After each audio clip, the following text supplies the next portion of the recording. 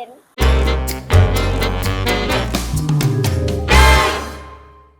ฮัลโหลทุกคนวันนี้ก็เป็นมื้อที่2แล้วเนาะที่ว่าเปอยู่ที่จังหวัดกาญจนบุรีเดี๋ยวเปจะพาทุกคนไปขี่รถจักรเลาะแถวเขื่อนวชิราลงกรณ์อยู่แถวนี้แหละเนาะเดี๋ยวจะไปไสแดเดี๋ยวติดตามชมกันเลย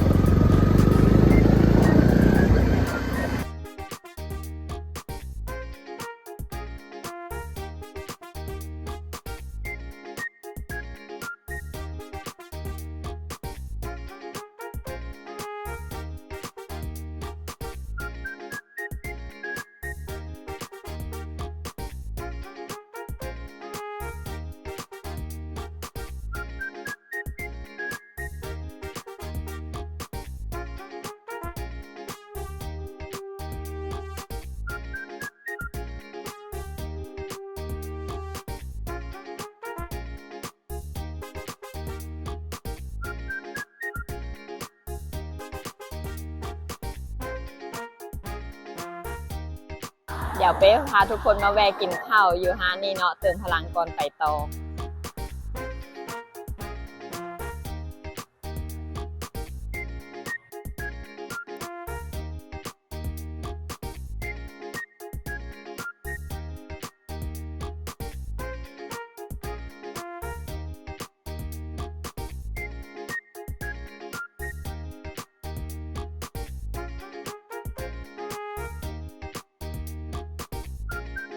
หลังจากกินข้าวแล้วก็มาแวะเติมพลังกาแฟก่อนจึงไปต่อได้ฉันสิไปต่อบ่รอดเพราะว่าบ่ได้กินกาแฟ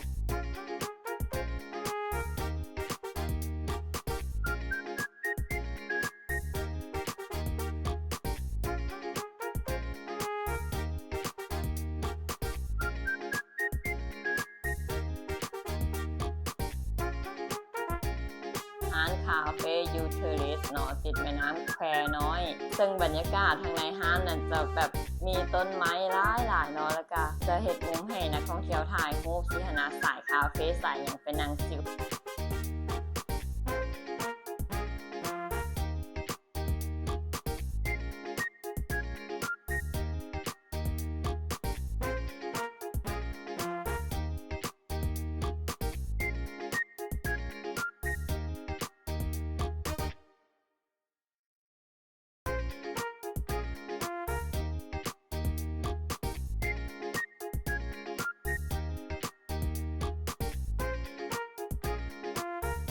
อันนี้เป็นอีกร้านหนึ่งที่ว่ามีมุมถ่ายรูปงามๆหลายมุมเลยเดี๋ยวไปจะลงรูปให้เบิ่งเด้อ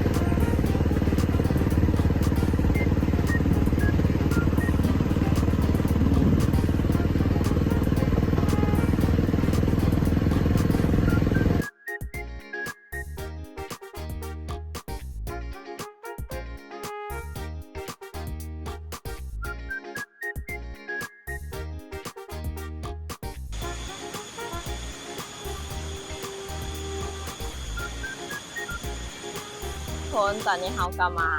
ฮอดน้ำตกผาตาดแล้วเนาะเป็นอุทยานอันในขอบเขตของเขื่อนศรีนครินทร์เนาะแล้วเป็นสิพาไปเบิ่งทางในเด้อว่าสิเป็นแนวใดทางน่ะเบิ่งไหมน้ำตกอันนี้คือทางนอกซอบๆเนาะทางในสิเป็นยังไงไปเบิ่งกันเลย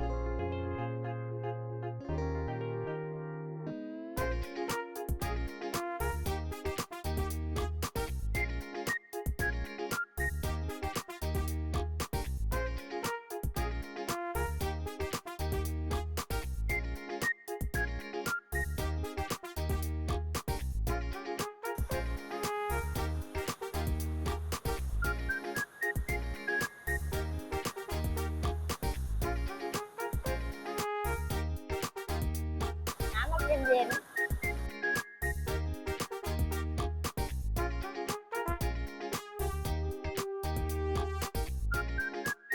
ตอนนี้เป๊กก็อยู่ชั้นที่2ของน้ำตกว่าที่ขึ้นไปทั้งเทิงอีกแต่ว่าโบกล้าขึ้นไปเพราะว่าตอนนี้มาย้ำไหนก็ฝนตกย้ำนั่นเนาะสวยขนาดก็เลยบ่ทันได้ขึ้นไปก็เลยเก็บบรรยากาศเฮาแต่ชั้น2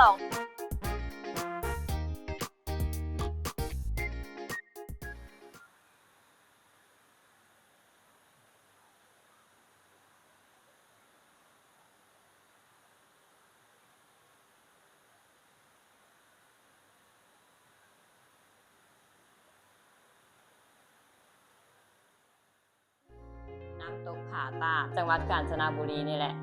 ทางในก็มีน้ำตกแต่ละชั้นแต่ว่าเฮาหันไปฮอดแต่ชั้น2เนาะเพราะว่าย่านมันฝนตกห่ำเฮาหั่นน่ะฝนไหลอยู่ไปขี่รถจักรไปเนี่ยก็เลยว่าหีบกลับมาก่อนสิหั่นน่ะ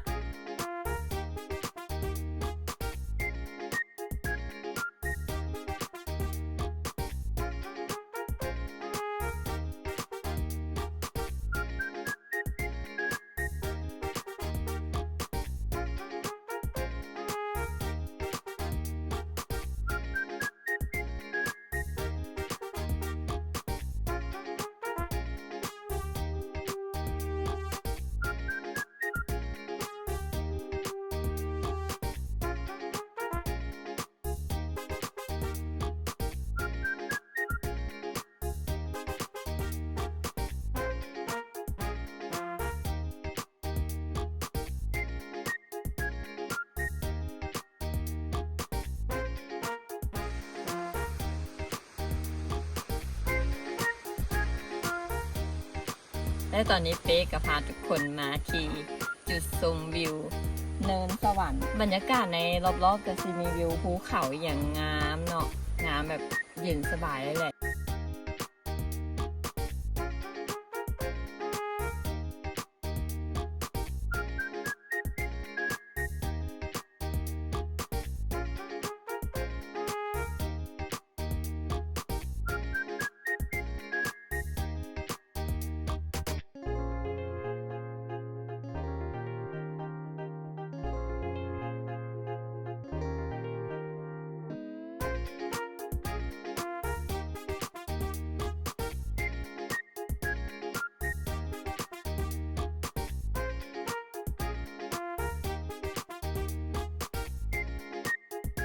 จุดชมวิวเนินสวรรค์วิวสุดยอดหลักล้านเลยแหละต้องไปให้ได้เด้อ